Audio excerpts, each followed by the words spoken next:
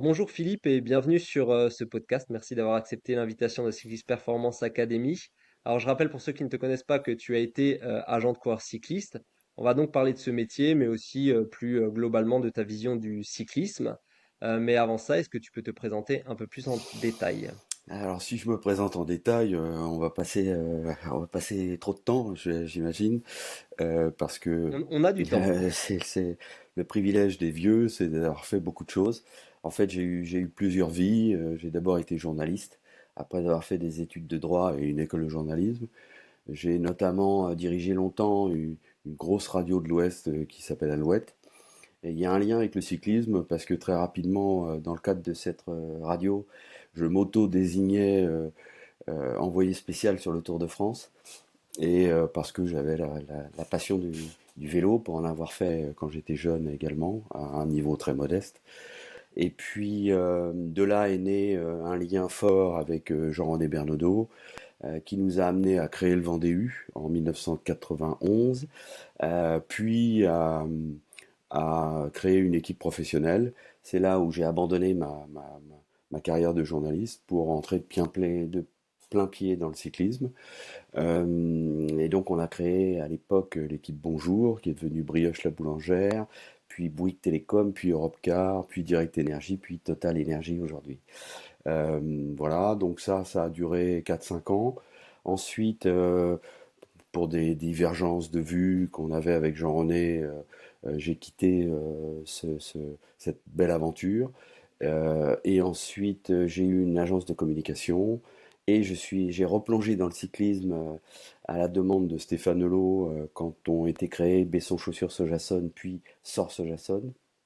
Et, euh, et à l'issue de cette nouvelle expérience, c'est là où je suis devenu agent en me disant c'est dommage, j'ai une bonne connaissance du milieu, je crois globalement que je suis apprécié, les gens voient comment je travaille, j'ai été vice-président de la Ligue, j'étais président de l'association des groupes sportifs, donc bon, ce serait dommage de gâcher tout ce capital.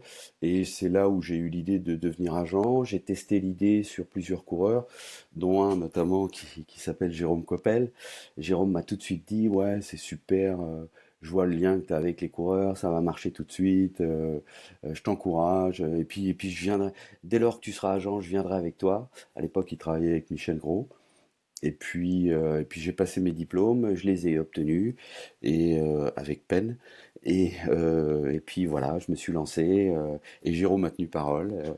Ça a été mon premier client. Voilà. Et aujourd'hui, il a pris sa retraite, mais on est toujours en contact et on se parle souvent avec plaisir. Et donc bon, c'est une présentation très riche, hein, je sais que tu pourrais nous en dire beaucoup plus.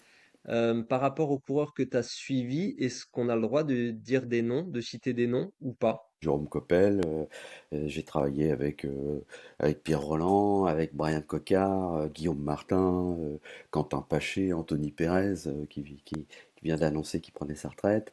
Euh, voilà, enfin, j'en oublie et j'ai peur de vexer certains, mais voilà, non, non, on peut déjà rentrer dans un certain nombre de principes qui étaient les miens. Le premier principe, c'était de ne pas aller au-delà de 20 coureurs. J'estimais que je devais avoir un lien fort et pouvoir être présent à chaque sollicitation, et qu'au-delà de 20, je commençais à faire n'importe quoi et, et à pas assurer professionnellement. Donc je me suis toujours astreint à pas dépasser 18, 20, 22. Alors il y a eu des variations forcément, mais c'était important pour moi ouais, de répondre présent dès lors qu'on me sollicitait.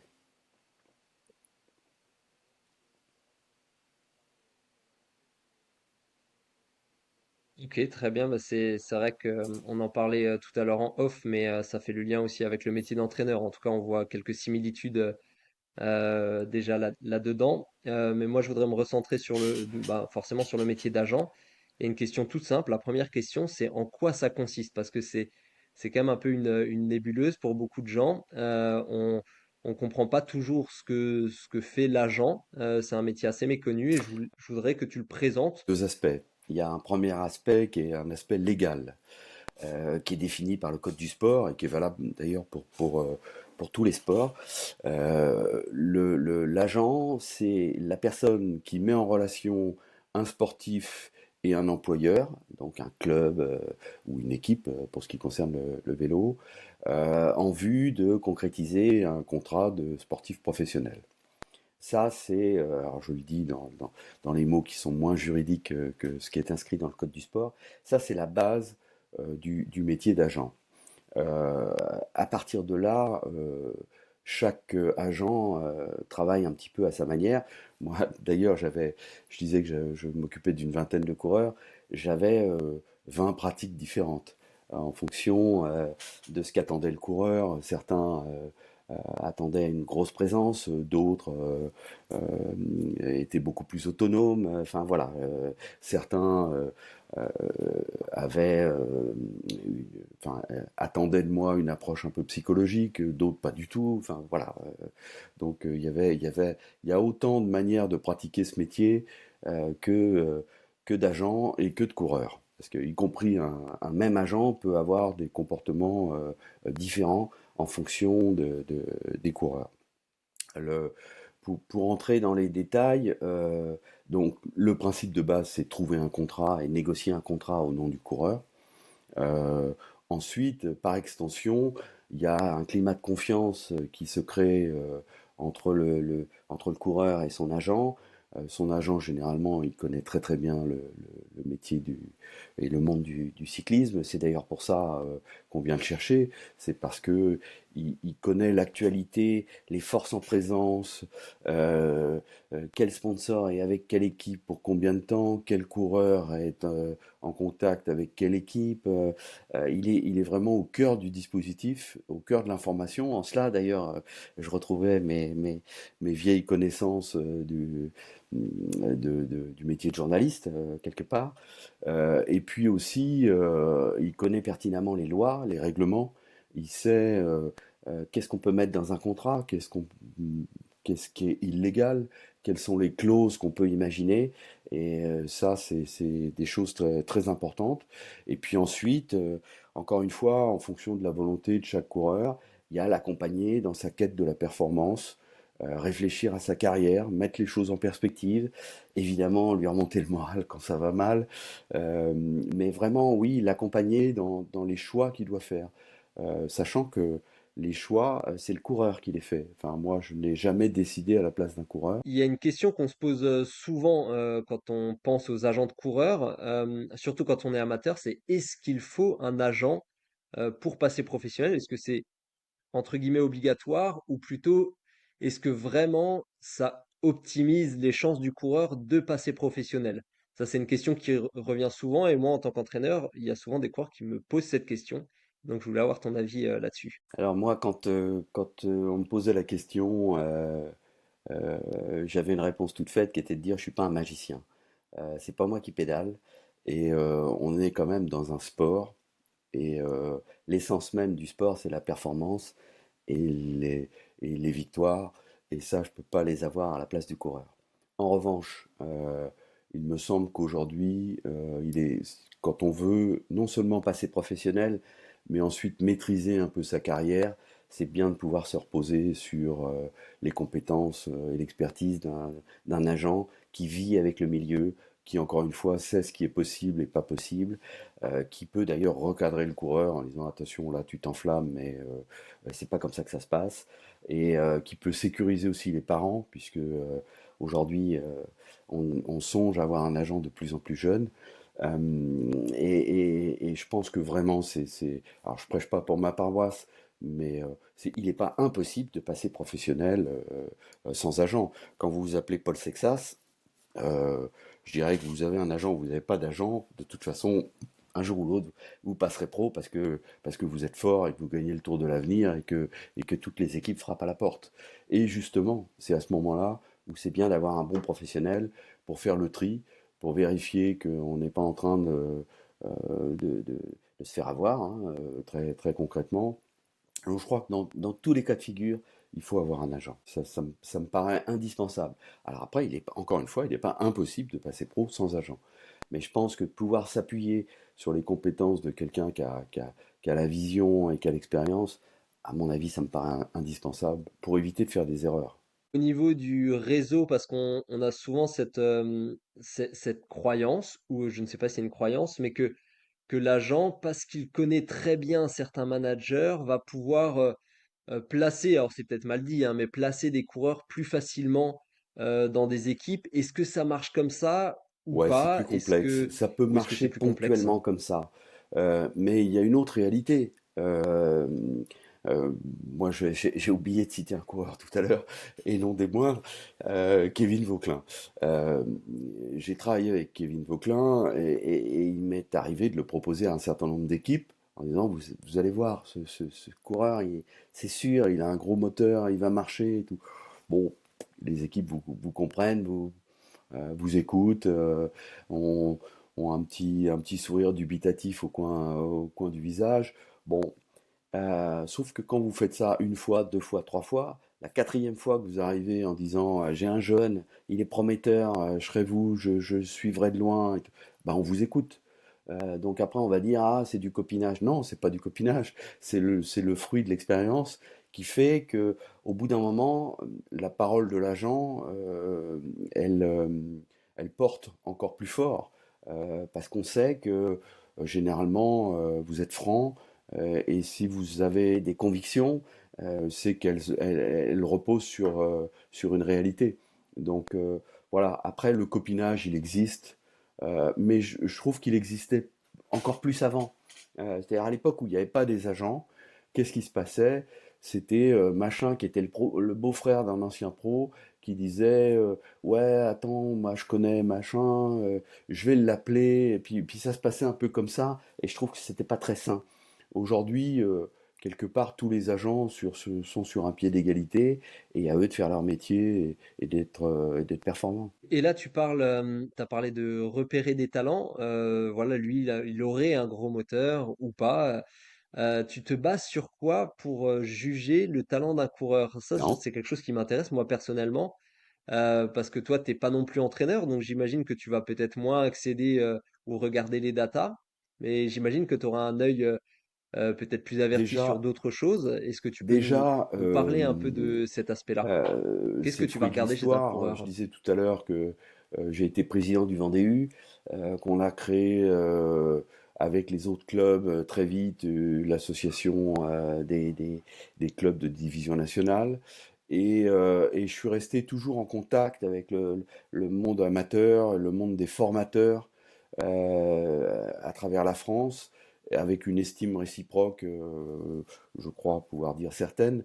Et donc j'ai toujours été en contact à la fois avec des directeurs sportifs et des managers de clubs, avec des entraîneurs.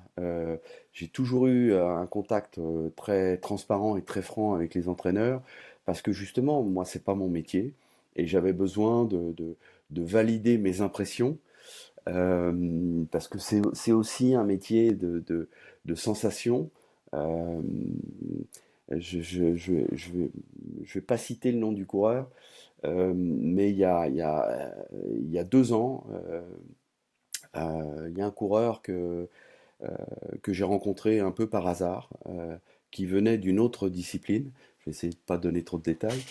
Et je vais dire un truc qui va paraître surprenant, mais quand on s'est rencontré à Paris, je lui ai serré la main, et en lui serrant la main, je me suis dit, ouf, ça c'est un champion. C'est, c'est, c'est, Là, on est dans le domaine de la subjectivité la plus totale. Alors, ça se basait aussi sur le fait que dans la C'est discipline vrai que dans oui, c'est laquelle marrant. il évoluait à l'époque, c'était réellement un champion. Et c'est quelqu'un qui avait été champion du monde. Et quand on est champion du monde, bon, c'est quand même rarement le fruit du hasard. Ça dénote tout de suite d'un niveau sportif assez élevé. Et en fait, j'ai été impressionné par le personnage. Et après, évidemment, on valide tout ça. Et j'ai toujours développé un dialogue très constructif avec les entraîneurs parce que voilà, ça c'est un domaine que moi je ne maîtrise pas et j'avais besoin de valider mes impressions sur sur des réalités, quoi. Je me souviens quand j'étais de l'autre côté de la barrière, euh, à l'époque de Sorso-Jasson, je me souviens, on avait recruté un coureur que je ne nommerai pas et qui était adorable, hein, sympathique. Et un jour, un entraîneur vient dans mon bureau en me disant, de toute façon, lui, il n'a pas de moteur. Je crois même que c'était un peu plus péjoratif, c'était la fameuse expression, il a rien dans le sac. Et là, je me suis, enfin, j'ai dit, mais c'est pas possible. On investit sur un coureur, on le paye. Alors, on ne payait pas extrêmement cher, mais c'est un investissement. Et on s'aperçoit 3 mois après qu'il a rien dans le sac. Mais je disais aux entraîneurs à l'époque, mais ça, je préférerais le savoir avant qu'après. Enfin, c'est inadmissible. Alors aujourd'hui, on n'est plus du tout dans cette époque-là, et tout est décortiqué, et peut-être même trop. euh, Parce qu'il n'y a pas que les watts dans la vie, je dis ça sous le contrôle d'un entraîneur. Et un champion, c'est un être très complexe, très complexe. Et il faut pouvoir déceler chez un être humain, au-delà de ses capacités physiques, et ça évidemment c'est incontournable, euh, les gens n'imaginent pas ce que c'est que le niveau professionnel. Euh, c'est une des difficultés aussi du métier d'agent. Souvent, vous avez des coureurs qui ont des victoires au niveau régional, qui commencent à marcher au niveau national, et dont l'entourage dit: Ouah, je comprends pas, tu devrais être professionnel, putain, des mecs comme toi, machin. Et en fait, les gens n'imaginent pas ce que c'est que le niveau professionnel. Euh, Tous les coureurs qui sont chez les pros, et par exemple tous les coureurs qui sont au Tour de France, sont de véritables champions. Après, il y a des écarts monumentaux entre Pogacar et les autres, mais tous les mecs qui sont au départ du Tour de France, c'est déjà des grands champions. Ah, je suis complètement d'accord avec ça. Et pour rester sur la thématique un peu des champions, donc toi, et ça poursuit un peu la discussion qu'on a là, tu as suivi beaucoup de coureurs dans ta carrière. Il y en a, je pense, qui ont peut-être surperformé, d'autres qui ont peut-être sous-performé, qui ont plus répondu aux attentes, d'autres moins. Euh, pour toi, déjà, est-ce que tu vois des points communs entre les champions et est-ce que il y a d'autres choses en dehors des capacités physiques à regarder qui vont peut-être nous aider à percevoir la future carrière d'un coureur, par exemple Alors, l'entourage, il y a une première son chose, moi intelligence j'aimais bien, pour des choses pratiques. Je sais pas, avant ce de genre de m'engager choses, avec un coureur, est-ce que tu as pu noter des choses à ce niveau-là? Euh, il y avait un truc incontournable, c'était de le rencontrer longuement, de discuter avec lui, euh, de préférence même dans son écosystème, chez lui, dans sa famille, dans sa ville. J'avais besoin d'un certain nombre de stimuli et de sensations pour savoir déjà si on allait s'entendre. Parce que le mot-clé, et je crois que c'est un mot commun avec celui des entraîneurs, c'est la confiance. Euh, quand je rencontrais un coureur, je disais, voilà, la première chose qu'il faut que tu aies à l'esprit, c'est on se dit tout. On se dit tout en permanence. Les bonnes et les mauvaises choses, on se les dit sans s'engueuler, mais j'ai besoin de tout savoir de toi, et toi, tu as le droit de tout me demander. Et ça, pour moi, c'était la clé du bon fonctionnement. Le résultat, c'est que quand j'étais en contact avec une équipe au sujet d'un coureur, je savais déjà si ça allait coller, si le coureur allait être séduit ou pas. Enfin, on gagnait un temps précieux parce qu'on était sur la même longueur d'onde en permanence. Et d'ailleurs, les coureurs me le rendaient. Il y a des coureurs qui, des fois, ça allait au-delà alors, je crois que je peux citer un nom, un coureur comme Pierre Roland. Un jour, on était en négociation avec une équipe. Il y avait un certain nombre de choses qui me plaisaient pas dans le contrat. Je lui avais envoyé un mail en disant voilà ce qu'il y a, voilà ce qui, à mon avis, pose problème, et voilà quelles sont mes propositions pour contourner le. J'envoie à Pierre. 3 jours après, toujours pas de réaction. Et donc je lui renvoie un WhatsApp en disant: Est-ce que tu as vu mon mail? Qu'est-ce que t'en penses? Réponse de Pierre Roland: On signe quand? Mais je lui dis, je crois que t'as pas lu, je crois que t'as pas bien lu le mail et tout. Et il me dit, ah non, non, bah non, j'ai pas lu le mail. Moi, tu me dis, c'est comme ça, tu me dis, c'est comme ça, c'est comme ça. Je dis, non, non, tu me connais, c'est pas comme ça que ça marche. C'est ta carrière. Donc il est important que tu te penches, à la limite on va le lire ensemble et je vais te faire mes commentaires en live, mais il est important que tu t'engages en connaissance de cause. Donc mais je sais plus quelle était la question, comment on en est venu à cette anecdote, mais euh, ouais, je pense que la confiance était importante et donc j'essayais, le premier rendez-vous était toujours capital, toujours capital. J'avais besoin de sentir qu'on allait bien s'entendre, j'avais besoin de sentir l'envie. Euh, euh, Qu'est-ce qui fait qu'un coureur se distingue des autres, au-delà de ses qualités, encore une fois personnelles? C'est la rage, euh, c'est l'envie de réussir, c'est l'ambition. Euh, j'ai travaillé avec Jordan Gegat, j'aurais dû le citer tout à l'heure. Euh, j'ai tout de suite senti que Jordan était très ambitieux, à telle enseigne que même moi, de temps en temps, je me disais, ah, dis donc, faut peut-être qu'il se calme un peu. Et non, non, fallait pas qu'il se calme. La preuve, il l'a démontré cette année sur les routes du Tour de France. Ah bah, ça, c'est quelque chose que j'ai pu noter aussi avec certains coureurs que j'ai pu accompagner, on va dire, au haut niveau sur le Tour de France, par Ouais. exemple. Et c'est C'était souvent ce que je les disais. coureurs les plus impressionnants, Ne te mets souvent, aucune barrière. Ne te mets avaient peu de aucune limites au barrière. niveau de l'ambition. Je C'est vais ce que citer j'ai pu deux autres noter. Je exemples sais quand pas donc j'étais de l'autre si j'ai côté, l'impression que c'est du ce que tu côté dis employeur. Un aussi. jour, et parce que j'ai pas changé, je pratiquais la même chose. Euh, Quand j'étais chez Sorso-Jason ou à l'époque chez Besson, je recevais les coureurs longuement. J'avais besoin de, de les connaître, de les sentir, de savoir quelle était leur ligne de vie, quelque part. Et j'avais des questions types. La première que je posais aussi c'est pourquoi tu fais du vélo? Alors généralement la réponse c'était bah voilà, j'avais mon oncle qui en faisait, donc le dimanche on allait le voir et puis un jour il y a un copain qui m'a dit bah tu devrais essayer. J'ai dit non non, t'as pas compris ma question. C'est pourquoi tu fais du vélo? Pourquoi tu vas consacrer tes heures, ta jeunesse, un certain nombre de sacrifices pour faire du vélo?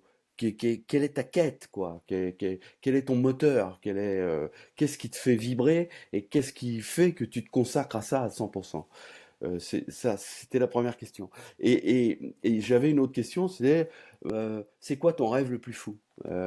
Et un jour, on fait passer un jeune chez les pros. Et donc, donc évidemment, il était un peu tout penaud dans mon bureau. Et je lui dis, quelle est ton ambition? Et là, il me dit, ah non, je peux pas le dire. Euh, ah, j'ai dit, si, si, vas-y, je vais pas faire une dépêche à l'AFP dans la foulée, ou appeler les journalistes de l'équipe. Et il me dit, bah voilà, moi, ce qui me fait rêver, c'est que j'aimerais bien être champion de France.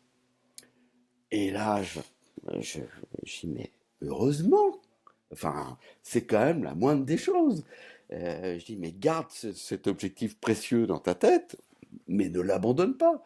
C'est quand même la moindre des choses d'être jeune, d'avoir 20 ans et de passer professionnel, et de se dire, bah au moins j'aimerais être champion de France. Enfin, il n'y a pas à se cacher. Il m'aurait dit, je veux gagner, enfin, je sais pas quelle course. J'aurais dit la même chose, mais oui, il faut avoir de l'ambition. Il faut avoir de l'ambition. Et l'autre meilleur exemple, quand j'étais de l'autre côté de la barrière, c'est Thomas Voeckler. J'ai eu la chance de le faire passer professionnel, mais dans l'autre sens. Et Thomas était un coureur, il m'en voudra pas, euh, était un coureur lambda. Enfin, il y a même un moment, on s'est dit, ah, Thomas, il est génial, il est adorable, c'est la mascotte de l'équipe. Mais sportivement, sauf que Thomas, il avait la rage. Et il a mis toutes les chances de son côté pour devenir un champion. Et je vous dispense de son palmarès. Et, et franchement, à valeur égale, il y a plein de mecs qui auraient disparu de la circulation. Pas lui. Pas lui parce qu'il avait la rage. C'est super intéressant ce que tu dis. Encore une fois, ça fait complètement écho à ce que moi je vis en tant qu'entraîneur. Et toujours un peu dans la même thématique, mais là peut-être à l'inverse. J'aimerais savoir si tu si tu voyais des grands pièges à éviter dans la gestion d'une carrière, Ouais, est-ce alors que, avec certains qui le avaient premier peut-être des piège, potentiels de c'est un agent qui champion, parle. tu les as Le vus premier chuter, piège à éviter, c'est le piège d'une financier. certaine manière, encore une fois. Une carrière, Voilà, est-ce que, il y ça a se construit pas à pas. des grands écueils à éviter pour toi dans une carrière cycliste? Et si on fait des choix financiers, on se plante. Voilà. Euh, j'ai souvent conseillé à des coureurs un contrat qui était moins 10 ans par rapport à une proposition voisine. Parce que je savais que le coureur allait se planter dans l'équipe en question, qu'elle ne correspondait pas à son caractère, à ses ambitions, qu'il allait perdre du temps, qu'il allait se noyer. Et il y a un moment donné, y compris quand la différence financière peut être importante, il faut savoir se projeter et se raisonner pour encore une fois construire une carrière. Ça, c'était un élément important dans ma démarche d'agent. Alors ça peut surprendre, euh, quand on parle d'agent, tout le monde a l'image du football, du mec avec les bagouses, le cigare au bord de la piscine, avec son téléphone vissé à l'oreille. Non, franchement, c'est pas ça. Et, euh, et on l'a pas dit tout à l'heure, mais j'ai créé une agence, une association internationale des agents avec plusieurs confrères américains, italiens, suisses. C'était une très très belle expérience. Et de cette expérience, je retiens quoi? Je retiens que la, la plupart, la très large majorité des agents dans le cyclisme sont d'excellents techniciens, d'excellents professionnels et des gens plutôt raisonnables. Alors, il y a quelques exemples que je n'aimerais pas de mecs un peu farfelus ou de gens qui sont avides d'argent, ça existe aussi, mais globalement, on peut s'appuyer sur d'excellents techniciens. Très, très bien, justement, au-delà de cet aspect enfin, finalement, tu as répondu à cette question, je l'avais gardé de côté, mais et je ne sais pas si tu Bon. peux Et rajouter puis ça quelque chose apporte, sur... alors dans mon cas, donc on voit très bien ce une côté-là, certaine passer sagesse. professionnel, gérer une carrière au niveau de Encore une l'argent, fois, et c'est pour toi, difficile. un agent, si j'ai bien Il y compris, a ça peut apporter en tout cas un très beaucoup plus que beau, tout enfin ça, je sais pas comment l'appeler, notamment d'un point de roman, vue humain, essai, conseil, etc. je suis en train de chercher le nom qui s'appelle Équipier, euh, et qui a été écrit par quelqu'un qui est cousin avec Pierre Roland.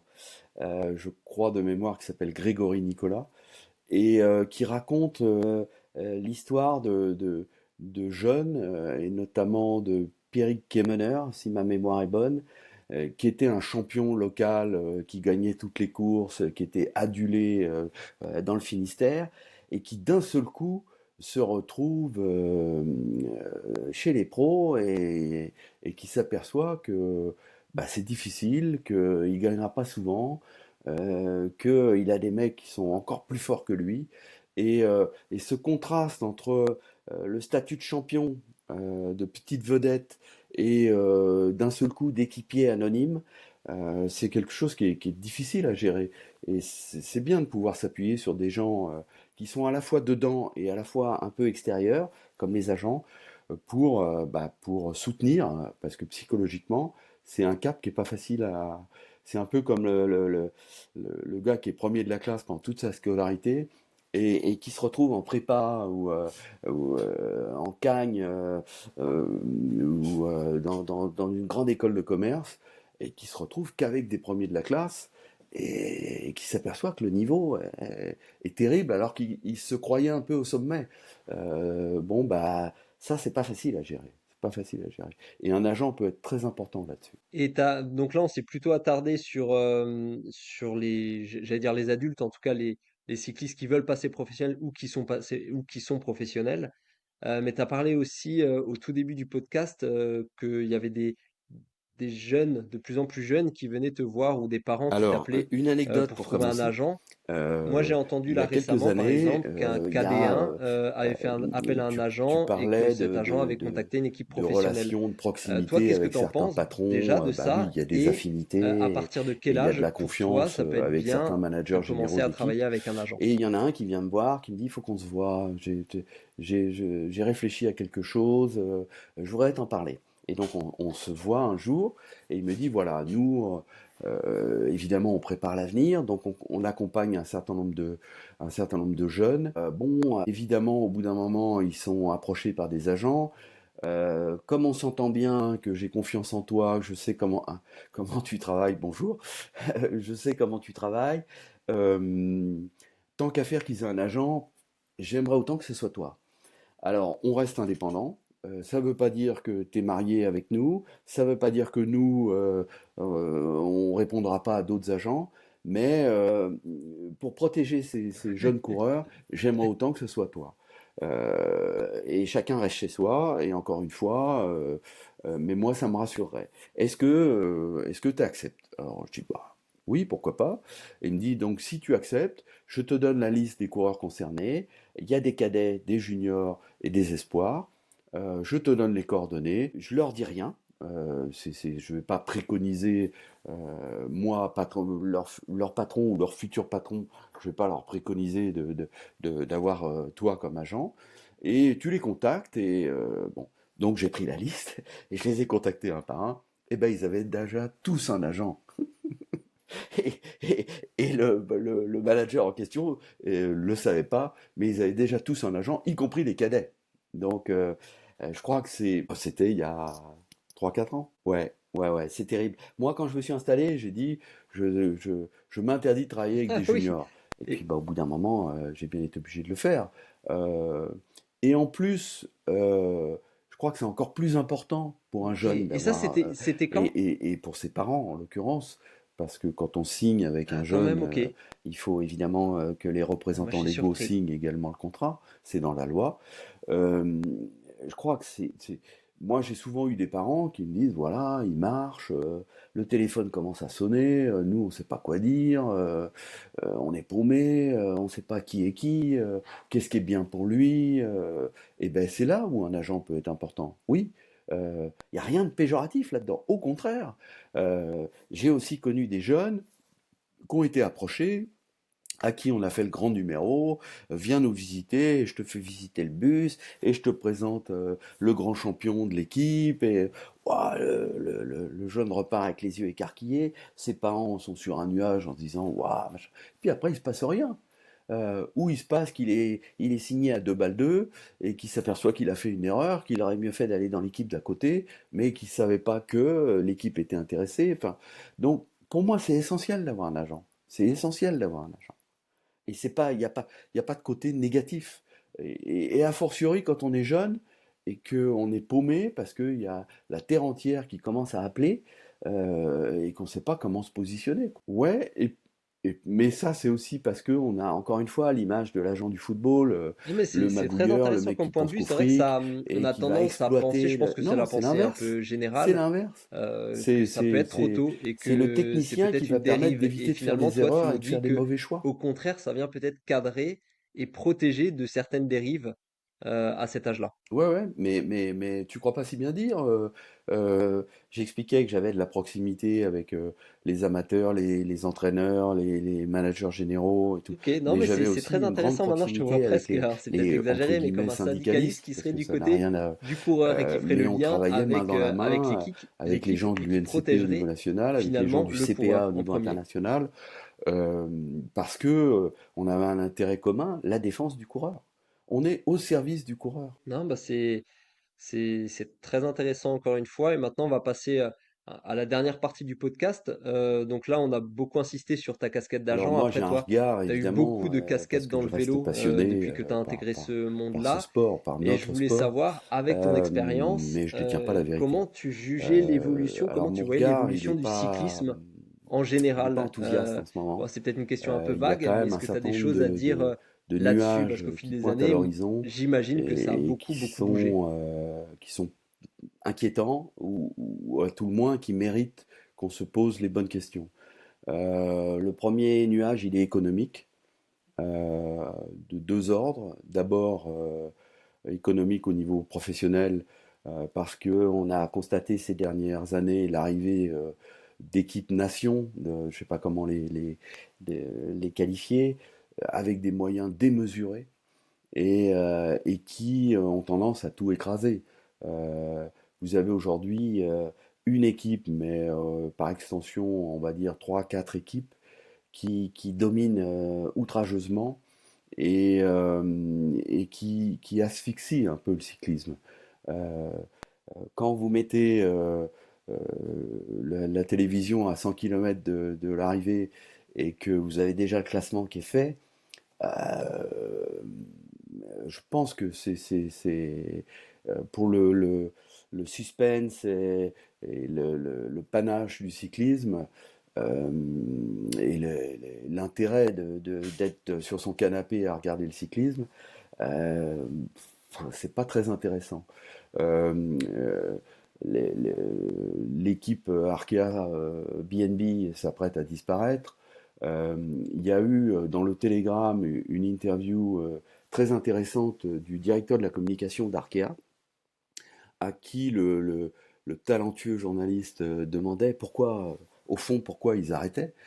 Et je ne veux pas trahir la réponse du directeur de la communication en question, mais en gros, l'idée était de deux ordres. La première, c'était de dire, bah, on a fait 10 ans à accompagner l'équipe, on l'a accompagné du plus bas niveau professionnel jusqu'au World Tour, on estime qu'on a rempli notre mission, c'était passionnant et on gardera plein de bons souvenirs. Maintenant, on est au bout d'un cycle et nous, on a aussi d'autres sollicitations, d'autres sports. Et c'était le moment pour nous de se poser des questions et on a fait d'autres choix. Et puis sa deuxième réponse était de dire on mettait une certaine somme et on a eu la conviction que même si on mettait 3 fois plus, ça allait rien changer au problème. Et ça, c'est gravissime. C'est gravissime. Aujourd'hui, un sponsor qui s'engage auprès d'une équipe professionnelle française, par exemple, avec en plus de ça les charges inhérentes à notre organisation sociale et administrative française, qui est ce qu'elle est et qui est très bien. Hein. On va pas refaire le monde. Euh, eh ben, il a, il a quelques millions à mettre sur la table avant d'espérer aller chatouiller les grands de ce monde. Et ça, c'est pas sain. C'est pas sain. Alors, je sais pas quelle est la solution. Il y a plein de projets entre le salary cap, l'instauration d'une ligue sur le modèle de la NBA avec des drafts, etc., etc. Bon, il y a plein d'idées qui traînent.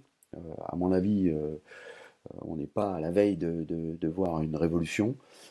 Mais en tout cas, en ce moment, je trouve que c'est dangereux. Cet aspect économique et cet aspect d'équipe qui écrase le cyclisme est très dangereux. L'autre aspect économique difficile, c'est à la fois pour les organisateurs, mais à la fois également pour les clubs amateurs, c'est la difficulté dans laquelle se trouvent les collectivités territoriales, entre guillemets petits partenaires qui, je dirais, sur le mode mécène, euh, supportent et encouragent des équipes ou des organisations, et qui aujourd'hui, la crise étant ce qu'elles sont, et la prudence étant de mise, les réductions budgétaires étant ce qu'elles sont, disent bah non, on va pas pouvoir l'année prochaine faire ce qu'on faisait les années précédentes.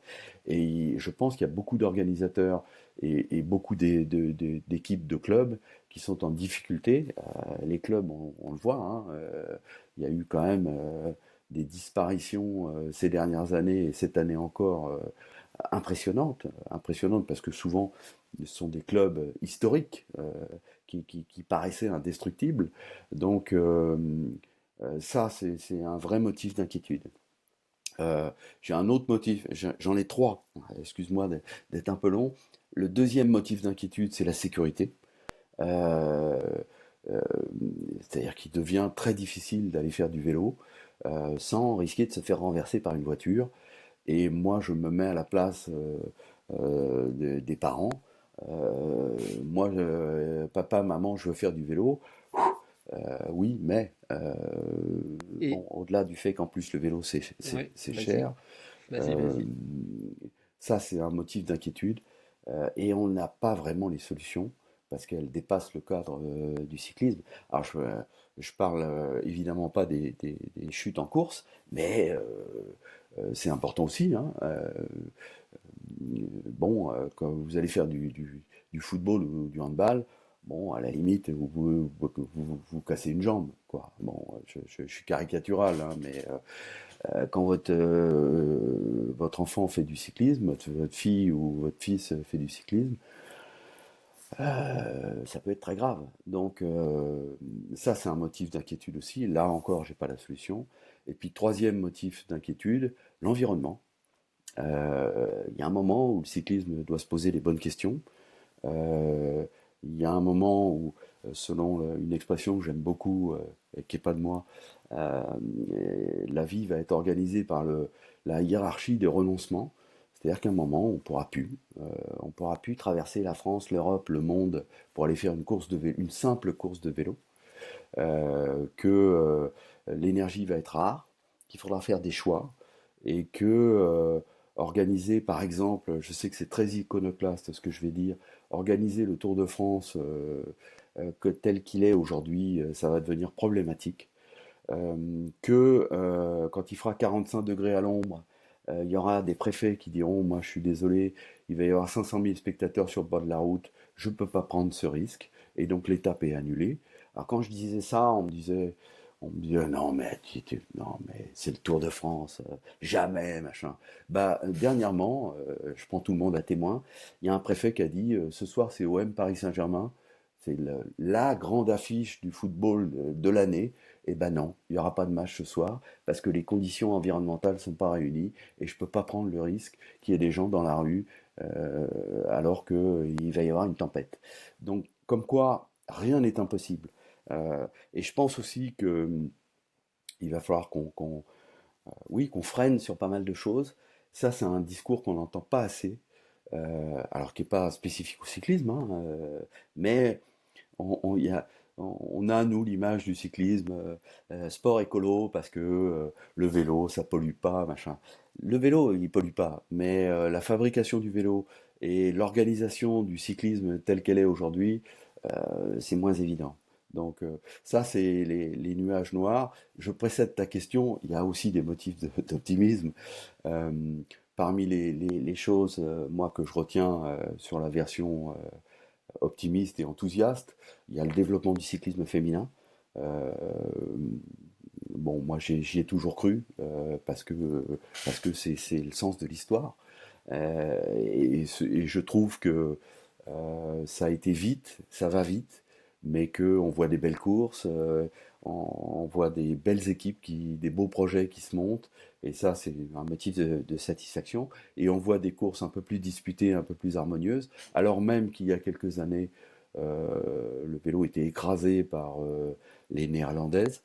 Aujourd'hui, il y a un équilibre qui s'est fait et qui fait que les courses sont